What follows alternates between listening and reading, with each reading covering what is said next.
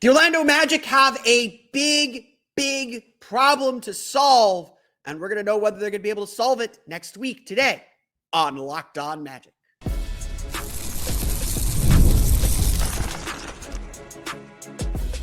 You are Locked On Magic, your daily Orlando Magic podcast, part of the Locked On Podcast Network, your team every day. And you are indeed Locked On Magic. Today is August 7th, 2025. My name is Philip Rossman-Ike. I'm the senior writer over at OrlandoMagicDaily.com, credentialed member of the Orlando Magic media since the 2012 season. On today's episode of Locked On Magic, we're going to talk about whether the Magic are truly ready for the spotlight, the big thing that has to change from last year and really even the 2024 season, and why the Magic won't arrive until they prove this thing. We'll get to that coming up here in just a moment. First, we want to thank you again for making Locked On Magic part of your day every day. No matter when you listen to us, whether it's first thing in the morning, whether it's right when we upload, we truly appreciate you making Locked On Magic part of your day. We truly appreciate you, all of our Orlando Magic dailies that make Orlando Magic, like Locked On Magic, part of their day every day. Join the crew right now. Get in the habit, because once the season starts, we're going to be full bore, straight into the second round at least, maybe the conference finals, maybe the finals, maybe a championship. I don't know. That's something we're going to talk about today. It's all part of Locked On Podcast Network, your team every day. Today's episode of Locked On Magic is brought to you by Game Time. Download the Game Time app, create an account, and use code LOCKEDONNBA for $20 off your first purchase. The schedule is going to come out probably next week. Within the next 2 weeks, we're going to have our lives set. We're going to have our lives planned, and we will do an episode focusing specifically on the schedule and breaking it all down. It's 82 games. I usually don't go crazy over the schedule. We'll talk some schedule stuff later in the episode. But one thing I am expecting in this year's schedule, one thing that I think Magic fans will be very eager and excited to hear, is that the Orlando Magic are going to be part of the story. They're going to be featured on national TV more. They are a team that everybody is talking about, and with the Eastern Conference so wide open, they are expected to compete at the top of the East. Now, I have my criticisms of the way the NBA puts together their national TV schedule. I am very curious about whether the strategy for Amazon and NBC will differ from what TNT used to do. I'm not going to sit here and tell you the Magic will be on national TV more than the Celtics. They certainly won't be on national TV more than the Knicks. The Knicks are probably going to get an obscene number of national TV games. But the reality here is, too, that Orlando is expected to finish third in the Eastern Conference. And so, regardless of anything else, the Magic are going to get more than 5 national TV appearances at the start of the season. They're probably going to be 8, 9, maybe even 10. I would max them out at 10. The Magic are going to be front and center more. And of course, this is all part of the theme of the offseason. And that's going to be sort of the theme of this episode. As Jamal Mosley said throughout the early parts of the summer after the Desmond Bane trade happened, pressure is a privilege. The Magic have earned this expectation that they will win a playoff series. The Magic have earned this attention and these expectations for them to accomplish. And part of that comes from being featured on national TV. Again, this is the big thing. The national TV audience, they want stars. They want people that will draw people in to watch these games. They want big games. They want people who are part of the larger story of the season. And as much as I think the Magic got underplayed and undercut, especially the last 2 years, certainly last year a little bit, but certainly in 2024, I thought the Magic they entered the season with 1 national TV game. Nobody knew who they were. They surprised the league as the 5 seed. They got some run. They got some pub. They got a game switched to ABC last year. Obviously, last year was a big struggle. They weren't part of the story. The Magic are now part of the story. Gonna give some love to my friends with the Pistons. The Pistons will get more national TV games. Will they lean a ton on Giannis? The Bucks are going to get their share. The Magic are going to demand time on television. They're just going to. But that hasn't always been a good thing for Orlando. And that is the next step. That is the next step. And that's really what we're talking about in today's episode, because the problem the Magic have is in the regular season, at least, because all games are on national TV in the playoffs. In the regular season, the Magic have struggled in these games. Now, granted, and we'll get to that larger problem here in a minute, granted, these games are supposed to be tough. They're supposed to be against the best teams in the league. They're supposed to be against Boston, supposed to be against Cleveland, where the Magic had 3 games against Cleveland on national TV last year. They went 1-2 in those games. One of those games was Paolo's first game after his injury. One of those games we're not going to talk about. But we'll talk about it a little bit. But repeatedly last year, the Magic struggled in their national TV appearances. This stuff kind of matters because A, it sets narratives about what your team is capable of doing. And B, as much as players will tell you these games aren't different from any others, they're different than every other. They know when they're on TNT. The bells and whistles are out. They take up those seats across from the scorer's table so that the commentators can sit across the way. It is a different vibe. It is a different atmosphere, especially for a team that has not been on national TV very much. Just before this season, just one national TV game since Paolo Banchero arrived, which is still heinously dumb considering he was the number 1 pick and has delivered everything you expect a young star to deliver. The Magic deserve more attention. And look, I think this is something inside Orlando as a city as well. Orlando wants the attention. We as Magic fans want the world to notice us and notice our city. Just because everyone kind of assumes we exist because of Disney, and certainly Orlando is what it is because of Disney. There's a lot of people that just don't think Orlando has its own culture. And frankly, that's why I'm like, I care about this attention hungriness and why I think other people do too. But this is the real thing. This is the real struggle here. The Magic last year went 1-6 on nationally televised games. They had 2 games added from the original 5. The NBA Cup quarterfinal game against the Milwaukee Bucks, which was a fantastic game, played without Paolo and Franz. And then the game against the Cavs late in the season. But the Magic went 1-6 in these nationally televised games and had an overall plus-minus of -99. That game included a 16-point loss that nearly eliminated the Orlando Magic from the NBA Cup against the New York Knicks. The Magic entered that game with a 30-plus point cushion, fell behind by more than the number that they needed, and then rallied in the fourth quarter to ensure that they advanced to the quarterfinals. It included a 27-point loss to the Boston Celtics on the road, which was one of the first games that Paolo Banchero was back. He definitely looked rough in that game. And then, of course, the 40-point home loss to the Cleveland Cavaliers, which that's all we're going to say about it. The Magic had a lot of embarrassing losses in the spotlight. And it got to the point where, like, yes, we want everyone to recognize how good the Magic are, but it got to the point where fans were like, no, keep us off TV. We don't play well on national TV. Guess what? If you're going to win a championship, you're going to be featured on these national TV games. The league wants to feature its best teams. And right now, the Magic are one of the 10 best teams in the league. We can debate where they rank, but they're one of the 10 best teams in the league, at least on paper. And so this is an actual problem. This is an actual issue that the Magic have to win these games.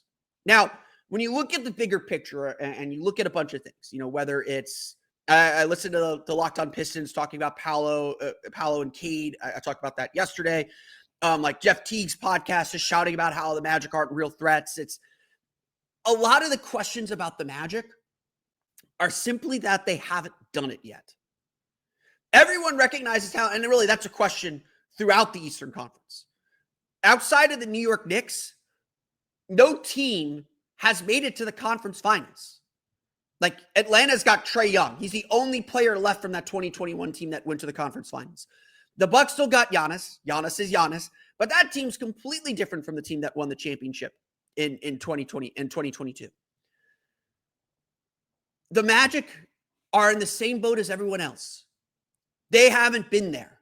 And until they prove they've been there, those doubts are going to last.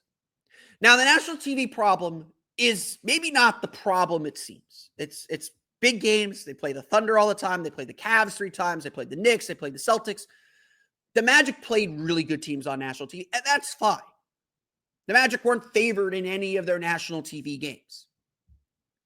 But it's really a sign of a bigger issue, an issue that the Magic must resolve this season that's going to be key to them taking the next step. I'll explain what that is coming up here in just a moment.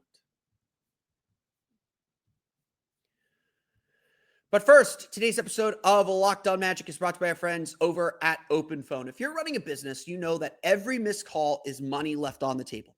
Think about the last time you had an urgent need, maybe for a plumber or a service provider. If the first person didn't answer, did you wait? Probably not. You moved on. That's why you need OpenPhone. OpenPhone is the #1 business phone system built to streamline and scale your customer communications, all from an app on your phone or computer. OpenPhone lets me manage business calls and texts from a single app. The shared inbox feature is a true game changer. Your team can jump into any conversation instantly without missing a beat. And their AI agent handles after-hour calls, answers common questions, and captures leads so you never miss a customer. OpenPhone is offering my listeners 20% off your first 6 months at openphone.com/LockedOnNBA. That's OpenPhone, OpenPhone.com/LockedOnNBA. And if you have existing numbers with another service, OpenPhone will port them over at no extra charge. OpenPhone, no missed calls, no missed customers.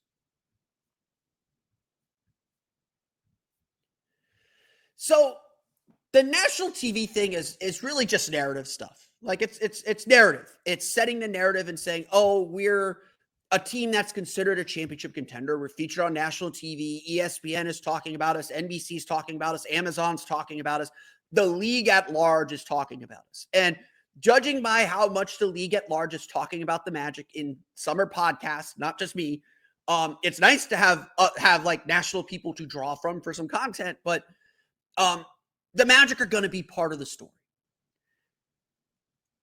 Whether they succeed on that stage is going to be the ultimate question. But national TV games are national TV games. They're just a slice of everything. There's 82 of these things. You get 10 on national TV. That's only an eighth of your season. But the struggles on national TV, that 1-6 record, it'd be one thing if that were an anomaly.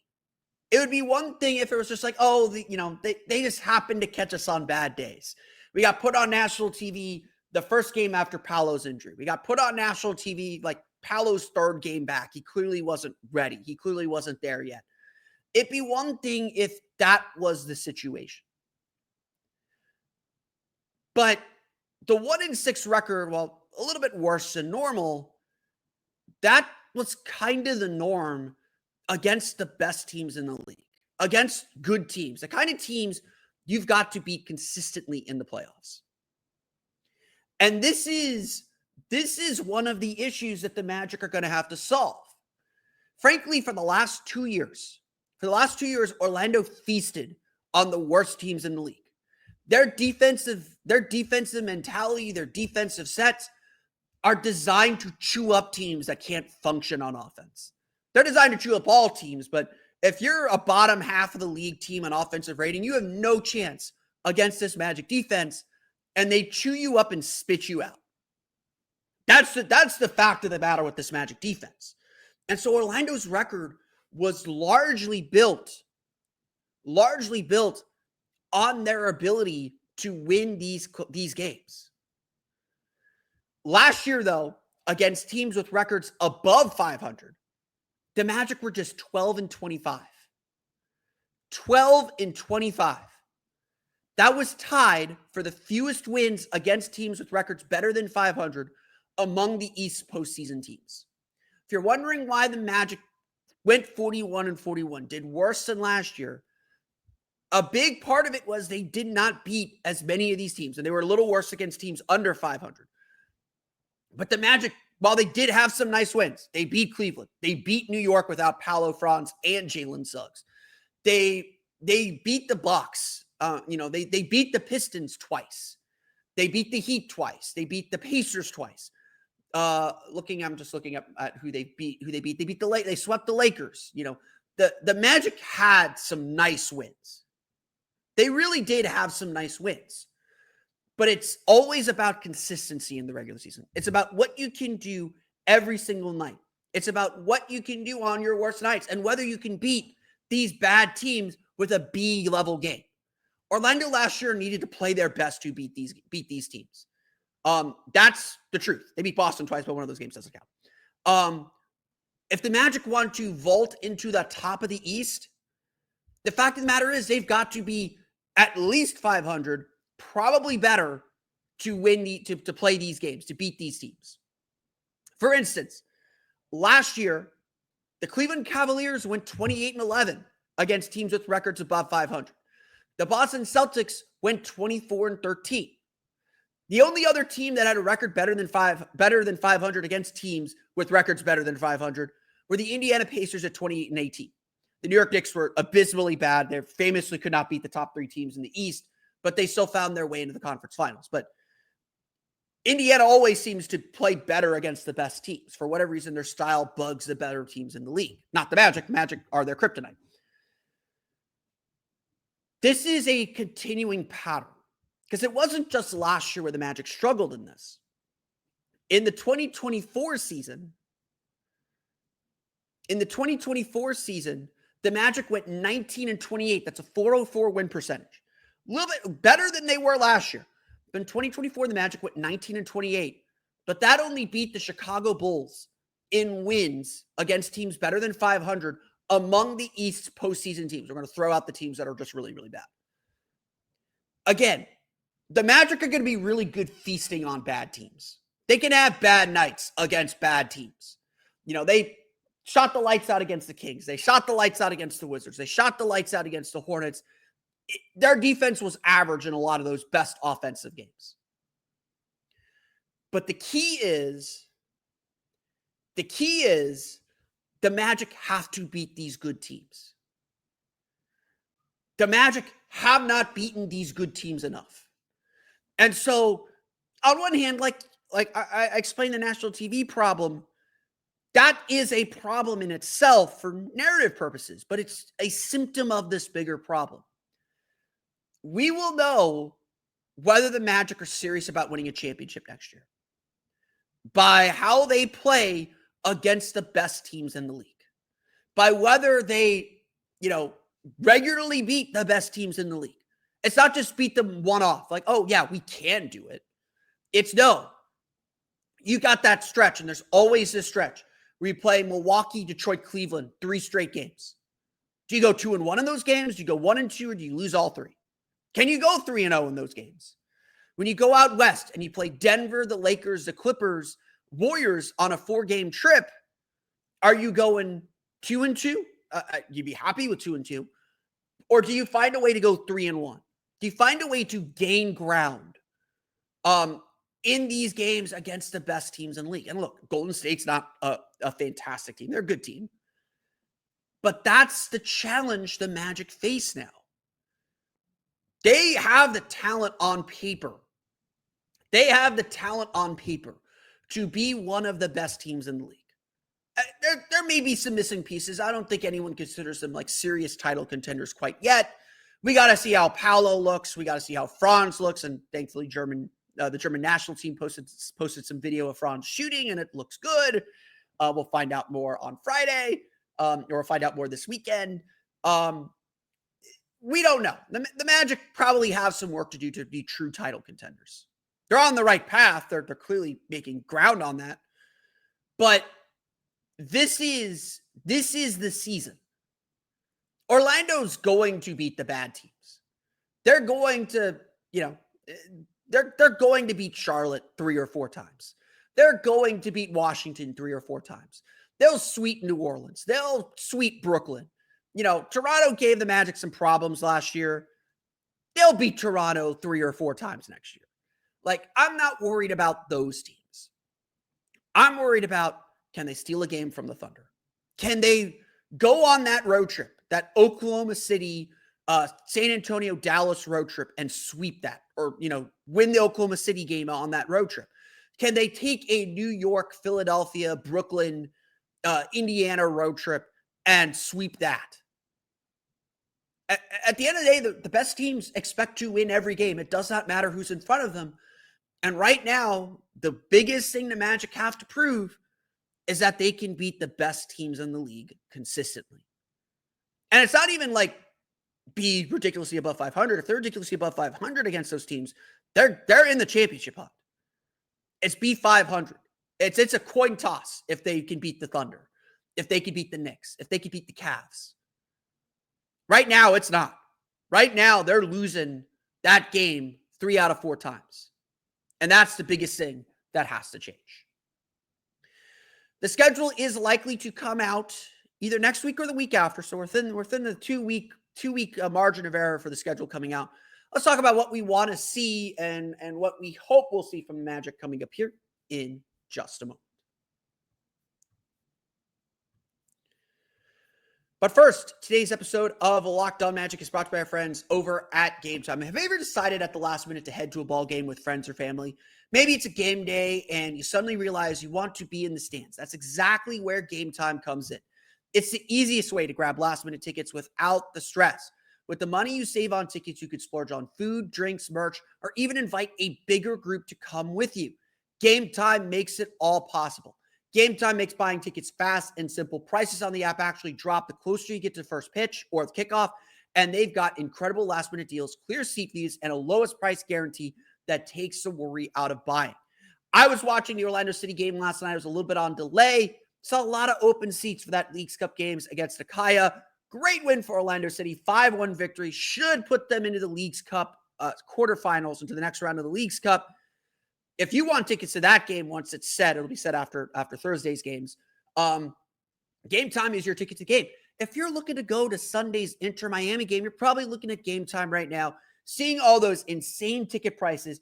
But the moment Lionel Messi is announced that he is out, those prices are going to come down, and that's your best ticket to go see Orlando City face their arch rival Inter Miami in El San Pasico here at Inter Unco Stadium. I don't think Lionel Messi's ever played at Inter Unco Stadium. He is a chicken. He knows he's a chicken. He knows he doesn't want to play Orlando City. He hates how physical they are with him. Orlando City's got his number. He don't want to deal with the Lions.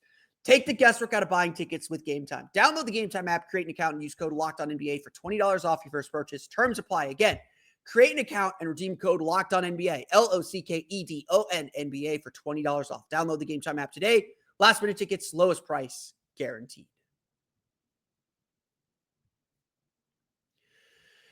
We're going to get to the schedule when it comes out. And right now, the anticipation, and it's usually around this time of year, the anticipation is that the NBA will release its schedule next week.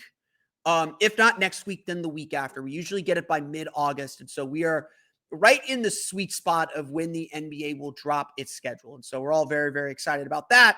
I know I'm excited about getting to plan my life for the next 6 months. Hadestown is coming. Speaking of tickets on Game Time, Hadestown is coming to town in November. I have not been able to secure my tickets because I don't know when the Magic are playing. The only games we know on the schedule right now are the two games against Memphis, in Berlin, in London. The biggest thing, like I mentioned this earlier, I am expecting the Magic to get significantly more national TV games this season.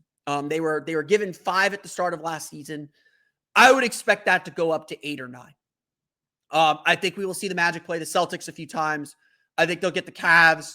Wouldn't shock me if we get the Knicks and Bucks. Maybe a Thunder crossover. I would love to see a Wolves crossover. I think Magic Wolves has always been a fantastic matchup. I wouldn't mind seeing the Magic game in Minnesota on national TV. Maybe Magic Lakers. I don't know. Luka Bose is a good little storyline. At the end of the day, like, national TV is driven by storylines. And so, like, Paolo versus Chet, Paolo versus J-Dub has always been a very natural storyline for NBA people to tell. So Magic Thunder has been good. So I would bet that most of the Magic's national TV games will lean toward Eastern Conference teams. So again, I think they'll probably get 2 against the Cavs. Wouldn't shock me if there's 2 against the Celtics. Wouldn't shock me if there's 1 against the Knicks. I think they should put Magic Pistons on national TV. That Cade Paolo debate is going to be big. Those are 2 teams that'll be fighting for that 3 seed and the home court advantage. Wouldn't shock me if that's the case. I don't know what they're going to do with Indiana. And again, like, I don't know if, and I'm curious about this, If the national TV strategy will be different for Amazon and NBC, I'm curious if they want to feature different things, if they'll leave the schedule up to more variability, if they'll only announce, like, I personally, like, I think the NBA should only announce the national TV schedule for the first half of the season. Like, they'll know and have an idea of what they want to do with the second half of the season. But I think they should leave this, they should, like, slowly roll out the national TV schedule in the second half of the season to feature teams that are actually good and feature storylines that are interesting that don't pop up at the beginning of the season, and allow them some variability if there's an injury that throws a wrench in things, so they're not like scrambling at the last minute to change or to get off a game that isn't going to be as entertaining. There's always surprises in the league, and I think I personally, like, I have a long list of things I think the NBA should do with their national TV planning, including I've always believed that every team should get one nationally televised home game, because, like, if you're Washington, that game means something. I remember when the Magic were rarely on national TV. Again, players may not admit it. Those games feel bigger. When TNT is in the building, it feels bigger. When ESPN's in the building, it feels bigger, especially if you're not on national TV. It may not matter to the Celtics. It may not matter to the Lakers. It may not matter to the Knicks. But again, the Magic have been on national TV 8 times since Paolo Banchero arrived. I believe that is only 2, 3. I believe that's only 4 at Kia Center. Maybe 3, maybe less. 2 Oklahoma City games, the Cleveland game. I think that's it. I think it's just the 3 since Paolo arrived. So I would expect the Magic to be on national TV more. I'd expect them to be featured more. Obviously, they're a featured character in the Eastern Conference, so their Eastern Conference games are likely to feature the Magic. It wouldn't shock me if they do a Magic Heat. Magic Heat games have been a lot of fun, especially last year. Last year's Magic Heat games were 3 of the 4 were just really fun for a neutral fan, and the other one was really fun for Magic fans because it was a statement game for them in that respect. And Magic Hawks would also make a good national TV game. So Magic have a lot of national TV options. The biggest thing that I'm curious about, and I mentioned this when the European games were announced last week. The biggest thing I'm interested in is how cramped the Magic schedule is going to be. I would suspect the Magic are going to be on the high end for back-to-backs this year, because last year they were on the low end. It usually goes back and forth. So last year the Magic were on the low end. I would expect they'll be on the high end this season. And part of that is because they're going to spend a week in Europe. They're going to spend a week in Berlin and London. And that's a week they're not playing games. So they got to backload or front load those games. And so I'm very, very curious whether the NBA front loads the Magic schedule or backloads the Magic schedule in that respect. Because like everyone around the league is complaining that the schedule is being backloaded now because of the NBA Cup week, because the week that the NBA Cup quarterfinals are being played, the NBA Cup finals are being played, everyone essentially takes that week off. And so a lot of teams are complaining now that the schedule is backloaded because you have more games to fill in less time. That's been something that's been talked about, especially with the NBA trying to stress rest and trying to limit back-to-backs. It's become unavoidable because of this thing the league has created. And again, I'm a big NBA Cup fan. I'm always interested to see how that schedule shakes out. I want to see Magic Pistons as the last game in that group, because that's going to determine who wins the group essentially, or I think it will determine who wins the group, because Philadelphia does not look like they're going to be a threat. With Joel Embiid still dealing with his injury, these are the things that are going to be interesting about the schedule. I'll say this when the schedule comes out. It's 82 games. We'll see who the Magic play 3 times, but the schedule is the schedule. There will be tough spots, and they're going to be and the things that I look for are these bunches of games, like the games that are like, you have 6 games in 11 days or 6 games in 13 days or whatever, 6 games in 14 days. Those bunches are what I really look for, because those are the ones that you can point to and say, okay, that's going to be a really tough stretch. They're going to hit a wall at some point, just because, the human body can only go so long. I look for, like, when do they have 2 days between games, 3 days between games? The Magic are going to have a lot of those, because again, their schedule is going to be a little bit cramped this season. Honestly, like, I'm a big NBA Cup guy. I think the Magic are a team that thrives in the NBA Cup. They've just the 2 editions of this thing, they have outperformed a lot of people's expectations. I'm a big fan of it. I kind of don't want the Magic to go this year, because I think they'll need that time. They'll need that time off. But trophies are trophies. The Magic have never won a league-wide trophy. I want to see them win a league-wide trophy. And if they have to go to Vegas to do it, they have to go to Vegas to do it. It'll be interesting to see how the schedule is composed. Now, the Magic always usually take big road trip in early December. They usually take a big road trip in January, although I think that's changed because the circus no longer comes to town. They'll usually take a big road trip in March, February or March. Because that the European trip in January makes me think the Magic will play a lot of games at Kia Center in January. Just looking at the Kia Center's calendar, it does look like the Magic will be home for Christmas. The Solar Bears don't have any games over the Christmas holiday. So I do expect the Magic to be home over Christmas. I don't expect them to get a Christmas game. Let's be clear on that. I do expect the Magic to be home for Christmas. And so I would bet that they're probably not fully home for Christmas. I would bet they have a long homestand in early January, maybe a late December, early January homestand. And then they take the trip to Europe, and then they'll have a smattering of home games in late January. But that means you got to make up the road games elsewhere, because the Europe trip is actually a home and home. Like the Magic game in Berlin, I believe, is a Magic home game. The game in London is a Grizzlies home game. So that's a home and home, because one road, one home versus the West. So I would expect a big road trip relatively early in the season, like maybe mid-November. Obviously, you got NBA Cup games in the midst of that, so you can't take a huge road trip then. I would expect a big road trip in probably that mid-December, and then the Magic are home late December, early January, sort of like a 7-8 game homestand. But that means you're going to be making up a lot of road games. And so I would actually expect another big road trip in March. Obviously, critical time of the year in March when you're really positioning for playoff spots. The Magic are probably going to be backloaded with road games late in the season. So just be aware of that, be warned of that.